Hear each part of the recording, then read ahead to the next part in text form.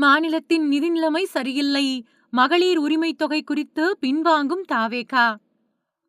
கோவை மாவட்டம் அன்னூர்ல நடந்த தமிழக வெற்றிக் கழகத்தோட உறுப்பினர் சேர்க்கை நிகழ்ச்சியில பங்கேற்ற மக்கள் நல்வாழ்வுத்துறை அமைச்சர் அருண்ராஜ் மகளிர் உரிமைத் தொகை திட்டம் தொடர்பா செய்தியாளர்கள் எழுப்பின கேள்விக்கு மாநிலத்தோட நிதிநிலை சரியில்லை அப்படின்னு பதில் கொடுத்திருக்கிறது பரபரப்பை ஏற்படுத்தியிருக்கு.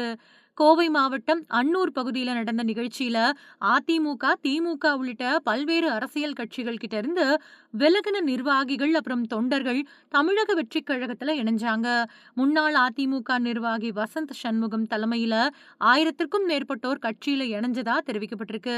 இந்த நிகழ்வுல அமைச்சர்கள் கமலி அப்புறம் அருண்ராஜ் இவங்க பங்கேற்று புதுசா இணைஞ்சவங்களுக்கு சால்வை அணிவிச்சு வரவேற்பு கொடுத்தாங்க. கட்சியோட வளர்ச்சிக்கும் எதிர்கால அரசியல் திட்டங்களுக்கும் இந்த இணைப்பு முக்கியமானதா கருதப்படுறதா கட்சி நிர்வாகிகள் தெரிவிச்சாங்க. நிகழ்ச்சி முடிஞ்ச பின்னாடி செய்தியாளர்களை சந்திச்ச அமைச்சர் அருண்ராஜ் கிட்ட தேர்தல் வாக்குறுதிகள்ல ஒன்னான அனைவருக்கும் மகளிர் உரிமை தொகை வழங்குற திட்டம் பத்தி கேள்வி எழுப்பப்பட்டுச்சு. அது மட்டும் இல்லாம போன ஆட்சியில ஏற்கனவே பயனடைஞ்சு வந்த சிலருக்கு போன மாசம் தொகை வழங்கப்பட்ட நிலையில இதுவரைக்கும் பெறாத பெண்களுக்கு எப்போ வழங்கப்படும் அப்படின்னு செய்தியாளர்கள் கேட்டாங்க. இந்த கேள்விக்கு பதிலளிக்கிறதுக்கு முன்னாடி சில நொடிகள் அமைதியா இருந்த அமைச்சர் அருண்ராஜ் இப்போ மாநிலத்தோட நிதிநிலை சரியா இல்ல அப்படின்னு சூசகமா பதில் கொடுத்ததா சொல்லப்படுது. அதே மாதிரி அன்னூர் அரசு மருத்துவமனையில போதுமான மருத்துவ வசதிகள் இல்ல அப்படிங்கிற குற்றச்சாட்டு பத்தியும் செய்தியாளர்கள் கேள்வி எழுப்புனாங்க. அதுக்கு பதில் கொடுத்த அமைச்சர் முதல்ல மருத்துவமனைய நேர்ல ஆய்வு செஞ்சு நிலைமைய தெரிஞ்சுக்கிட்ட பின்னாடி அதை பத்தி கருத்து தெரிவிக்க முடியும் அப்படின்னு சொன்னாரு.